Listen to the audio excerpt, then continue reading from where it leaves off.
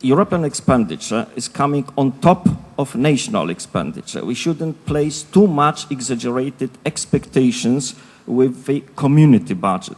But given the constraints of a time, that is crisis situation, so nicely with its all dimensions described by Mirek Topolanek, we have attached more than ever importance to the quality of spending, seeking new legitimization of the value added of the European budget. But that doesn't mean that we have very dramatic choices for the future. We need both infrastructure to connect both old and new Europe, because the communication system of Eastern Europe was built to serve the military needs of the Warsaw Pact and not the pleasure of traveling to the West. And we need innovation because Europe is losing in terms of number of patent applications, in terms of commercialization of innovation. Innovation is not equal to the number of scientific publications. My view of the future, my role will be to be honest broker, giving the austerity, giving the need to find potentially new resources and cut the obligations and direct payments from the budget of the member states. I think as to the substance, the Czech position will be slightly different than that of Mirek Topolanek in the final round of negotiations. But what is essential is to gain the agreement of 27 countries. This is about unanimity. We cannot imagine big losers and big winners. So this is in terms of gaining the agreement, essential precondition. We are to disclose and communicate the vision of future European finances mid-2011. That is right in time when the Hungarian presidency is being handed to the Polish presidency. But at this very stage, this is about consultations, rather face-to-face type, and about rather confidential way of preparing scenarios that are really in preparation. But what is important to know that this is not an intellectual exercise. We are not doing it in the political, economic, and social vacuum.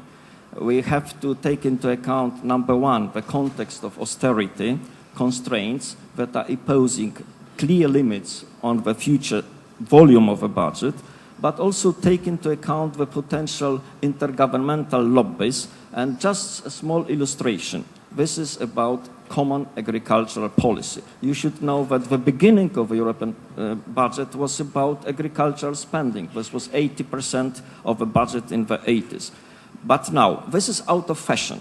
This is so easy to say, get rid of common agricultural spending. But you will see that this is going to be strongly defended at the intergovernmental level. This is, I think, the strongest lobby. This is the paradox of this disparity between what could think tanks say us and the real lobby defending agricultural policy, and it will be one of the major pillars of the future budgets to gain support of 27 countries. Innovation that is not decree top-down. It cannot be done like that. And there are limits of the role of public financing to promote innovation. Innovation is about culture of innovation, spirit of entrepreneurship, venture capital in existence. So this is the framework of innovation. This is about culture. This is about local, medium-scale and small-scale entrepreneurship. That is, coupled with venture capital, that is innovative Europe. We are not lagging behind South Korea or Japan or United States in number of scientific publications. At this level, we are quite good. We are behind in number of concrete patent applications. We are behind in number of commercialization of scientific inventions. That is the problem of Europe, but this is about culture. And as to this interregional communication, yes, the envelope generally for interregional cross-border cooperation will grow. That is at least my sincere wish. There are some good examples. I think Finland could be the illustration of the conscious effort, successful effort in upgrading the innovative culture of the nation via also the public spending type of resources.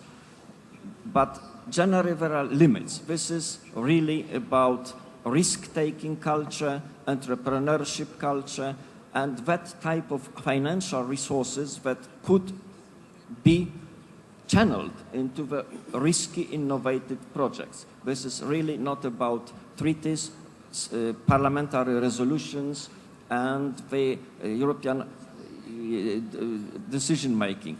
This is about internal culture, and here is the main problem of Europe vis-à-vis United States, China, even South Korea, if we see the statistics.